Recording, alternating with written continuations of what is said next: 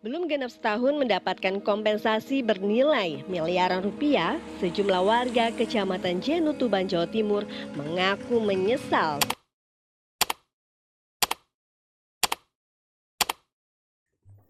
Assalamualaikum warahmatullahi wabarakatuh. Halo semua, nama saya Azra Ramadan dengan NPM 10090223030. Di sini saya akan membahas tentang literasi keuangan dan perilaku pengelolaan uang Gen Z di tengah tren konsumsi dan gaya hidup digital. Generasi Z atau Gen Z adalah generasi yang lahir antara tahun 1997 hingga 2012. Mereka adalah generasi pertama yang tumbuh sepenuhnya di era digital, hidup berdampingan dengan smartphone, media sosial, e-wallet, dan layanan keuangan berbasis teknologi. Namun, di tengah kemudahan akses informasi dan transaksi keuangan, muncul sebuah tantangan dan pertanyaan serius, yaitu bagaimana perilaku keuangan mereka terbentuk dan apakah mereka cukup siap menghadapi masa depan secara finansial. Dalam video ini, saya akan mengangkat studi kasus tentang literasi keuangan Gen Z di Indonesia, khususnya dalam menghadapi tren konsumtif, penggunaan layanan paylater, serta pengaruh media sosial terhadap keputusan keuangan mereka. Kenapa ini penting? Karena Gen Z kini mewakili lebih dari 25% tenaga kerja produktif Indonesia. Keputusan keuangan mereka hari ini akan sangat menentukan kestabilan ekonomi pribadi, bahkan juga berdampak pada ekonomi nasional di masa depan. Berdasarkan data Kata Data dan Kredivo tahun 2023, sekitar 26,5% pengguna layanan paylater berasal dari kalangan Gen Z. Mereka menggunakan fitur ini bukan hanya untuk kebutuhan mendesak, tetapi juga untuk mengikuti tren, promosi, dan dorongan sosial dari media digital.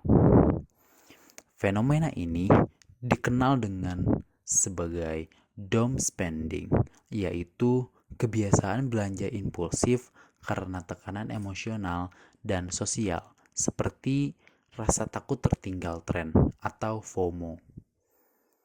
Sayangnya, sebagian besar dari mereka tidak menyadari konsekuensi jangka panjang dari utang konsumtif ini. Meskipun ada peningkatan minat Gen Z terhadap investasi, pemahaman tentang manajemen keuangan jangka panjang seperti dana darurat dan rencana pensiun masih rendah.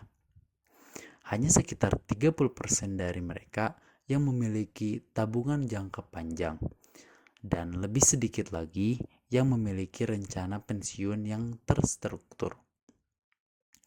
Ini menunjukkan bahwa literasi keuangan mereka masih bersifat parsial, fokus pada tren investasi, tetapi belum menyentuh aspek perencanaan finansial yang lebih mendasar. Penyebab utamanya adalah kurangnya edukasi keuangan formal. Studi dari berbagai program pengabdian masyarakat menunjukkan bahwa mayoritas siswa dan mahasiswa Gen Z belum pernah menemukan dan menerima pelatihan tentang cara mengatur anggaran, menghitung inflasi, dan membedakan antara kebutuhan dan keinginan. Dalam konteks teori ekonomi sumber daya manusia, ini berarti mereka belum mendapatkan cukup investasi dalam human capital di bidang keuangan, yang sebenarnya sangat vital dalam mendukung produktivitas kerja dan kesejahteraan masa depan. Namun, ada juga kabar baik. Di sejumlah daerah seperti di SMK Tarumanegara, Pekanbaru, dan Sarolangun, program edukasi keuangan berbasis praktikum terbukti berhasil. Hal ini Buktikan setelah mengikuti pelatihan selama beberapa minggu, pemahaman mereka tentang tabungan, investasi, dan manajemen utang meningkat lebih dari 40%. Ini menunjukkan bahwa intervensi yang tepat sasaran dapat memberikan dampak yang signifikan. Berdasarkan temuan ini, saya mengusulkan 3 rekomendasi utama. Yang pertama, pemerintah dan institusi pendidikan perlu mengintegritaskan literasi keuangan ke dalam kurikulum sekolah dan perguruan tinggi. Materi ini tidak hanya disampaikan secara teori, tapi melalui stimulasi praktis, studi kasus, dan pelatihan digital.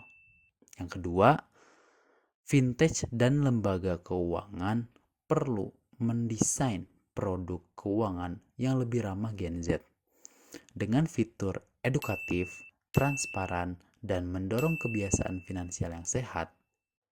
Dan yang ketiga, perlu adanya kerjasama dengan influencer karena keuangan yang kredibel itu bisa disebarluaskan dan wawasan secara masif di platform yang akrab dengan Gen Z seperti TikTok dan Instagram. Sebagai penutup, studi kasus ini menunjukkan bahwa Gen Z Indonesia memiliki potensi besar untuk menjadi generasi yang cerdas secara finansial.